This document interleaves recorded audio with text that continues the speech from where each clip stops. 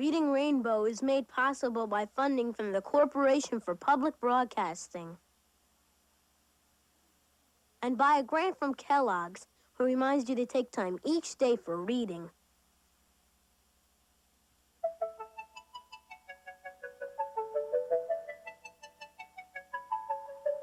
Butterfly in the sky, I can go twice as high. Take a look, it's in a book, a reading rainbow. I can go anywhere, friends to know and ways to grow, a reading rainbow. I can be anything. Take a look, it's in a book, a reading rainbow. A reading rainbow. A reading rainbow.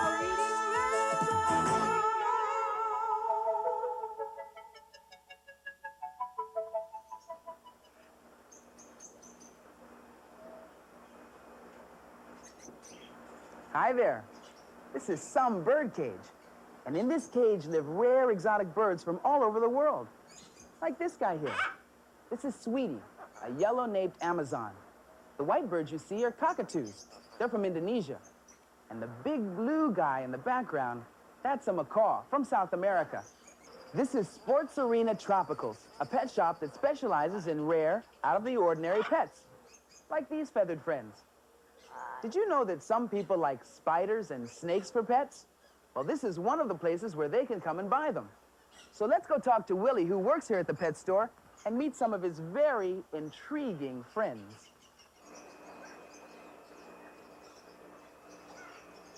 Hiya, Willie. This isn't what I think it is it? This is a tarantula. That's what I thought. Where does it come from? This particular one comes from northern South America. Now, there's something that I've always wanted to know about tarantulas. Are they or are they not poisonous? Well, they're venomous in that they sting, but it's just like a bee if they bite you. So it's not lethal. It can't kill you. Unless you're allergic to it, it can't. Now, what do tarantulas eat?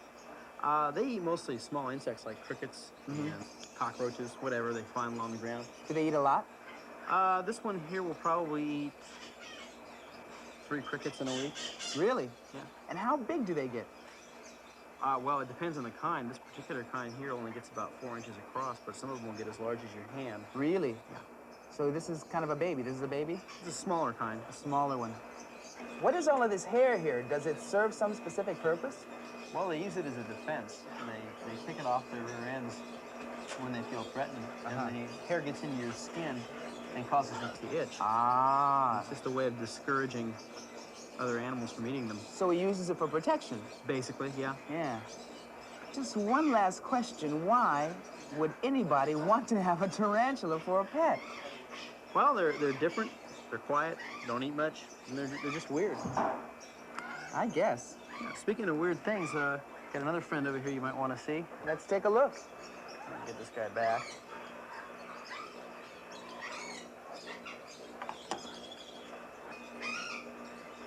There's another one I'd like you to meet. This is Fang. Fang is a boa constrictor from Mexico. She's about 6.5 feet long. And she get about another 3 or 4 feet long. Yeah? Before she gets much older here. Fang. Hello, Fang. Can I pet her? Yeah. Yeah? Yeah. Hi, Fang. What do boa constrictors eat, Willie? Well, they eat mostly small rodents and small animals, birds, and so forth. But in captivity, we usually feed them hamsters and mice. How old do snakes get?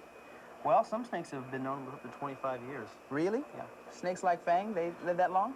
Those and the larger species, yeah. Really? He feels real soft and smooth. You know, most people think that snakes are like slimy, but Fang is very dry. No, he's dry. He just shed his skin a very short time ago, so he's very brightly colored. He's right beautiful, yeah. This particular snake is colored this way so that in the wild he can't be seen. He's camouflaged. Helps them to blend in with their natural surroundings. I see. And helps them to hide from the animals that they eat. Right. You can see on his face there, he's got some markings that make his head look rather like a tail. And then his tail is very dark, and that keeps other animals from seeing it, so it blends in. So his prey wouldn't know which end was which. I see. You know, this snake may look scary, but actually she's pretty friendly. And she'd make a very good pet if you kept her at home where she belonged. I mean, what would happen if you were to take your friendly pet boa constrictor to school? And what if it just happened to be on the day of the class trip to a place with a lot of other animals? Well, I'll tell you, the worst thing that could happen, it could get loose and, well, this book, The Day Jimmy's Boa Ate the Wash, could tell you a lot better than I could.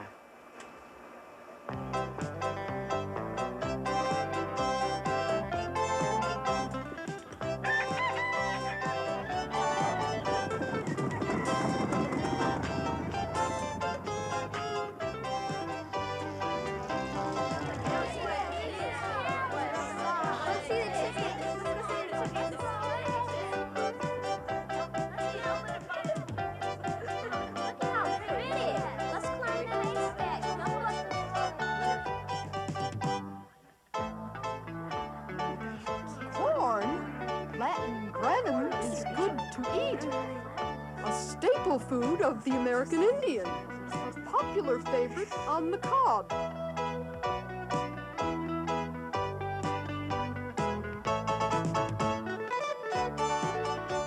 The Day Jimmy's Boa Ate the Wash by Trinka Hakes Noble. Pictures by Stephen Kellogg.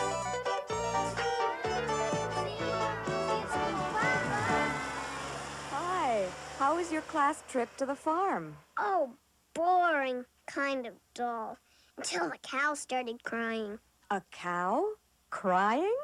Yeah, you see, a haystack fell on her. But a haystack doesn't just fall over. It does if a farmer crashes into it with his tractor. Oh, come on. A farmer wouldn't do that. He would if he were too busy yelling at the pigs to get off our school bus. What were the pigs doing on the bus? Eating our lunches.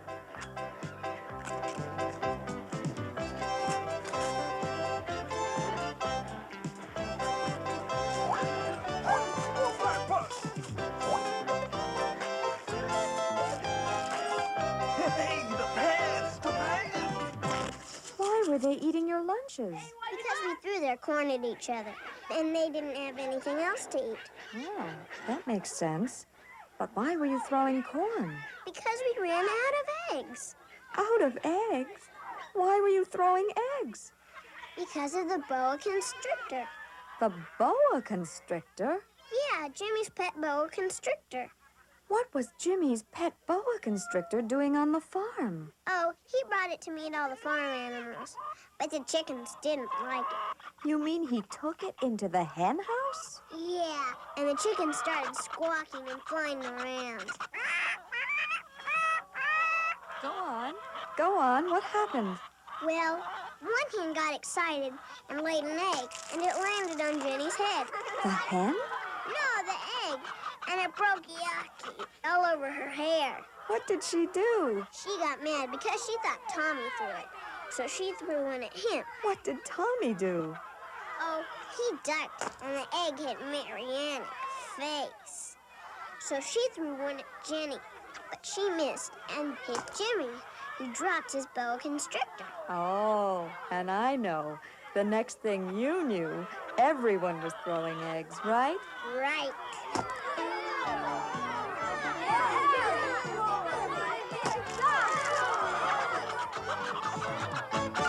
And when you ran out of eggs, you threw the pig's corn, right? Right again. Well, what finally stopped it? Well, we heard the farmer's wife screaming. Why was she screaming? We never found out because Mrs. Stanley made us get on the bus, and we sort of left in a hurry without the boa constrictor. I bet Jimmy was sad because he left his pet boa constrictor. Oh, not really. We left in such a hurry that one of the pigs didn't get off the bus. So now he's got a pet pig. Boy, that sure sounds like an exciting trip. Yeah, I suppose. If you're the kind of kid who likes class trips to the farm. Yay! Look!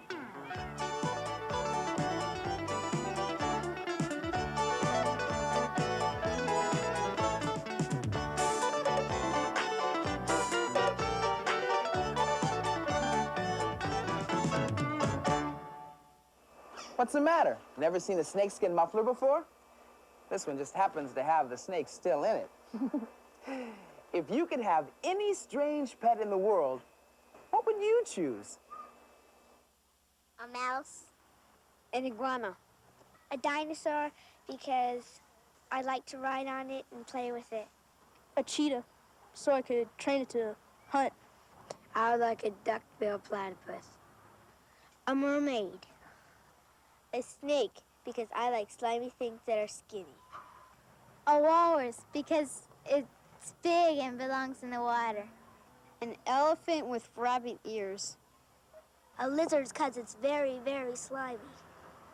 A frog because he can hop all over around the place. I'd like to have a sea lion so I can go swimming with it.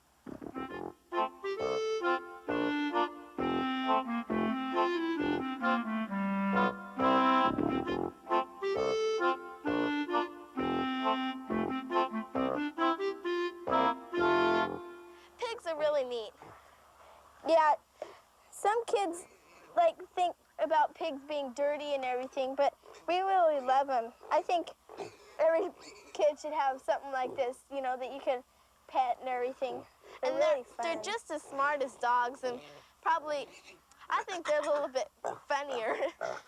Sometimes you look at them and you can almost tell that they're smiling. Like they've got cute faces. All pigs have their own personality. That's what I think is the most fun thing about them. Some will fight, and some will be lazy, and some will be hyper, and it's just fun to raise them and see what type of pig you get. I'm putting some water on Peaches because they don't have sweat glands and they get really hot. That's most of the reason why they root up all the mud. Like right now, they're rooting up the dirt and everything, and they'll lay in a certain spot sometimes because they'll spill their water there and it'll be shaded, and they like to lay in cool spots. They do make mud puddles, and they do lay in them, but that's just to keep cool. They like to keep their bellies cool.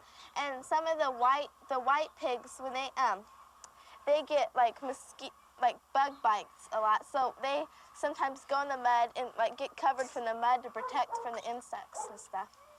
You can't sneak up on a pig. They can hear real well, and their ears are really soft. They have little hairs inside. Most pigs love to have their ears scratched. In fact, probably all of them do. They relax more, they snuggle down, you scratch them.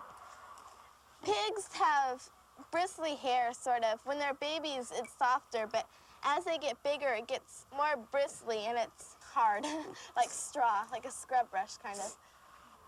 Some pigs will have curly hair, some will have straight hair. Well, if you have a pig with curly hair, it usually means that it's not very healthy, but there's a couple of breeds that do have curly hair. Their noses are really funny. They feel like an elephant's trunk. They're rubbery. Right here is the part where they use to root and everything. They feel like rubber almost, like hard earlobe. Most people don't think they can get too close to pigs, but I love them. I just don't see anything wrong with them. They're just as fun as dogs, and especially their little puppies, and I love them. You usually would have them for a long time, and you get really attached to them. Like some people keep them in their house and everything. You could get really attached to pigs. They're so cute. I love them.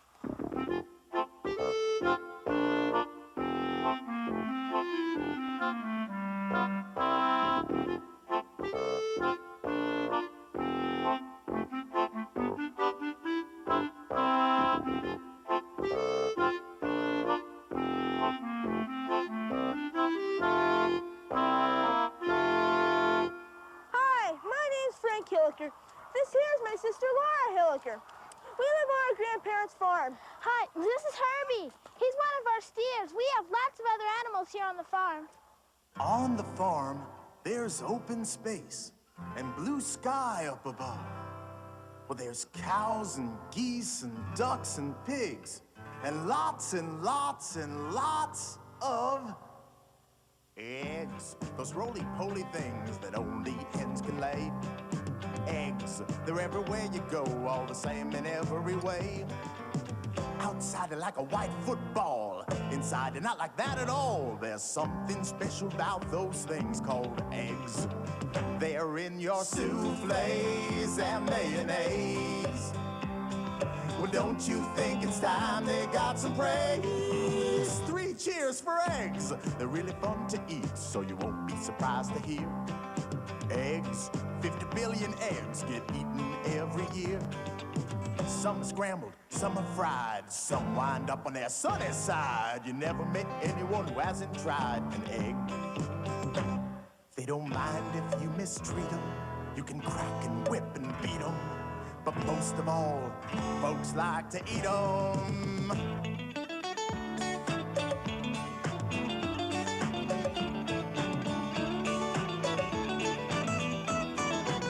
Some of those eggs will hatch into chicks and grow up into hens.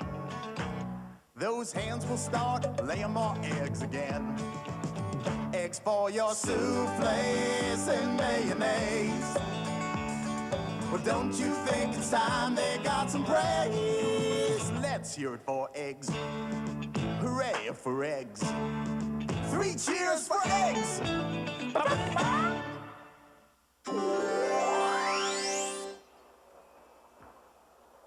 Hey, Fang. I see that twinkle in your beady little eyes.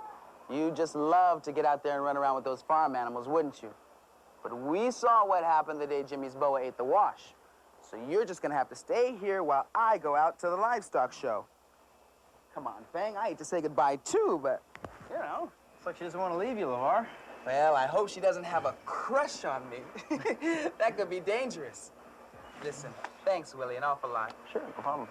Take care of Fang for me. Bye-bye. Hi. Imagine having a snake fall in love with you.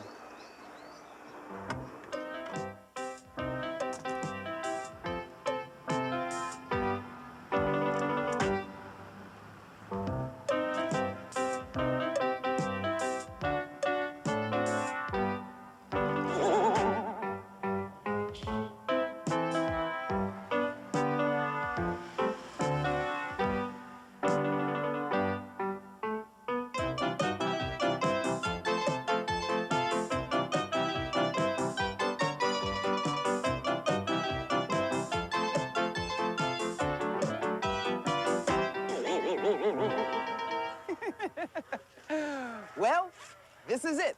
The Great Western Junior Livestock and Dairy Show in Pomona, California. Contestants spend all year feeding and caring for their animals. All day long, they've been brushing, combing, and grooming, and now is the big moment for over 2,000 farm animals. And it's not just the animals that compete here. It's the people, too. They challenge each other in all kinds of events. Right now, these contestants are pruning, snipping, and shearing their sheep in a process called fitting. They want the sheep to look their best for the judges. This is Buck. He's a Shropshire. He's a yearling, meaning he's 1 year old. I bought him when he was a lamb. I've never shown him. This is going to be the first time I've shown him, so I'm going to see how I do with him. When I got him as a lamb, he was pretty big, so I'm really kind of excited to show him for the first time and all. It's sort of like, well, when you have something new, you like to show it off. I know when I buy an outfit, I like to wear it the next day. So the first fair comes around, it's like I get to show them off. And it's kind of exciting. When you take your sheep to a fair, you wash it, you pack it, you cart it up, trim it, you make it look as best as you possibly can, and then you go and you show off your talent, you show off your good work, your hard labor, and you really feel good, and no matter where you place, you know you tried. This is a card, and what it is there's these little needles that are curved to a slant. And what it does is you take it and it pulls up the wool. So, and after you don't go all over the sheep. You just pick an area and you work from there. After you get the wool up, you take your shears and you shear it down and try to get it as flat and as even as possible. We started with Buck today about 7:45, and what we did, he had a big fluff. It was all trimmed, and then it was big and fluffy up here. So what we had to do was blend it in right about here. So it's taken quite a long time. It is work, but when you go out there and you win a ribbon, even if it's the last place, you think, I tried, and this is what I get for it. The contestants have to bring their animals into the show ring for close inspection by the judges. Getting a blue ribbon is the big payoff for a year's worth of hard work. Well, when I take Buck out in the ring or any of my sheep, I'm very nervous. All these eyes are watching me. I'm being judged. Usually my parents are out there. I'm very nervous. But after a while, about 5 minutes or so, you start to ignore all the eyes and just watch what the judge wants you to do. Bone, pair of pretty long body bucks on the bottom that just aren't quite massive enough, not enough power up through their front end or enough bone all the way through. After I do all my work, and I'm out in the ring, and it's over with, I can tell and I know that I tried my best, and it was worth it.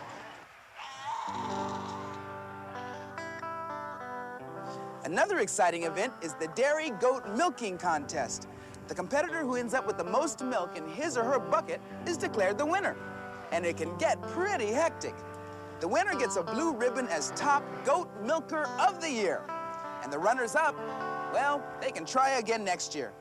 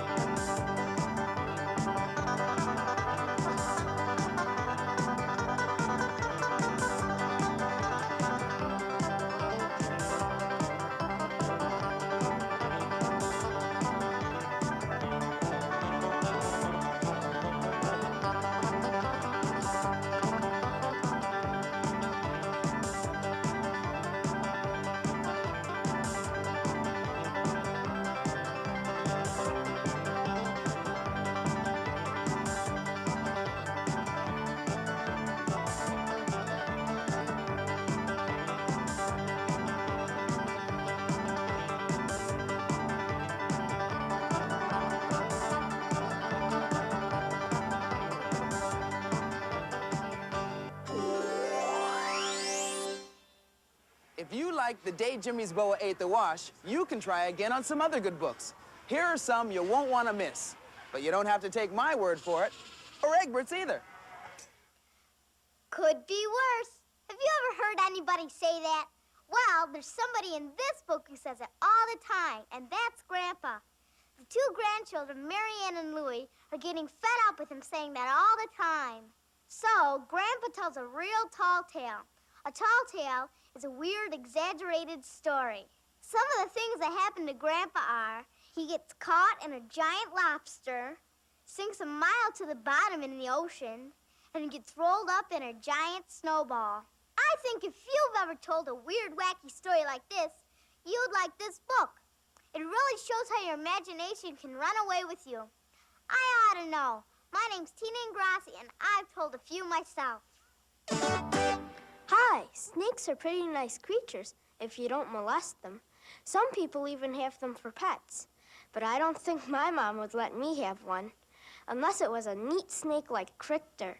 Crichter is a boa constrictor. He belongs to a nice teacher named Madame Badeau.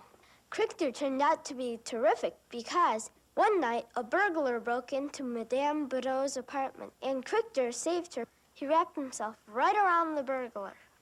If you don't like snakes, this book might change your mind, especially if you run into a neat boa constrictor like Crichter. This is Eric Fong reporting for Reading Rainbow. Attention, please. This is Anne Michelle Harrington with a special book bulletin.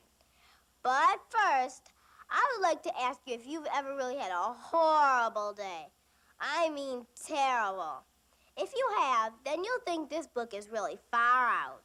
It's about a boy named Alexander who wakes up in the morning with gum in his hair. Yuck! And that's just the beginning. He drops his clothes in the sink. He gets smushed in the car on the way to school. He doesn't get any dessert in his lunch. He has a cavity when he gets to the dentist, and lots of other terrible things happen to him. If you want to find out what else happens, then go to the library and look for Alexander and the Terrible, Horrible, No Good, Very Bad Day. It'll really make you laugh. Here we are getting ready for the wildest event of the day, the pig scramble. Before we get started, Steve here is going to grease up about 5 pigs. And Steve, what do you use to grease up these pigs? Well, it's a Vaseline and lard substance. I don't know what exactly it is, but it works good. It does the job. Greases them up real good. Oh, yeah. Well, why don't you get started there, and I'll ask you a few questions. Ho! Does this hurt the pigs at all, Steve, you think? Pardon? Does it hurt the pigs? No, they just get their feelings hurt more than anything else. I see. You're greasing what, the ears and the tails, and where else there? I grease the ears, the tails, and under the legs. Uh-huh. Why is that? Because that's the easiest part to grab on the pigs. I see. So we try to make it as hard as possible. As you can see, they're already slippery. Very slippery. Now, in the contest itself, the contestants are only allowed to grab with their hands. They can't use... No other aids at all. They can't use their legs or their bodies in any way, just the hands. Just the hands. They have to take the pig from one end of the... wherever they catch it and put it in one of these holding pens. They're pretty fast, these pigs, aren't they? Oh, yeah. They get around well. They're pretty indestructible. They just like to make noise. They do make a lot of noise. Oh, But you think everybody involved has a good time, Oh, huh? I think so. Steve, what's the origin of the pig scramble? I mean, well, where does it come from? I think what it was a bunch of pig farmers had their little piglets running around, and the kids would go out and chase them. So they got the idea to make them a little more slippery and make a contest out of it. So this has been going on for a long time in livestock shows? Long time. Well, it looks like you're ready to begin, huh, Steve? Just about there. Okay. Well, before you slip away, I just want to say, we'll see you next time. Everybody ready? 1, 2, 3, go! Butterfly in the sky, I can go twice as high. Take a look, it's in a book, a reading rainbow. I can go anywhere, friends to know and ways to grow, a reading rainbow. I can be anything. Take a look, it's in a book, a reading rainbow. A reading rainbow. A reading rainbow. A reading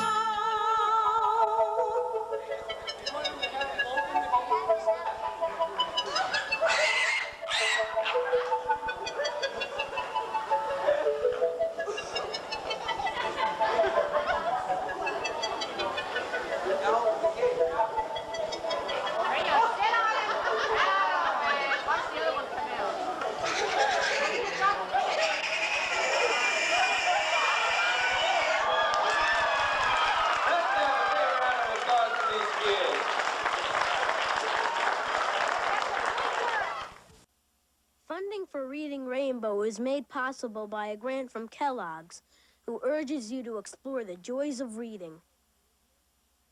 Funding for the series was also provided by the Corporation for Public Broadcasting.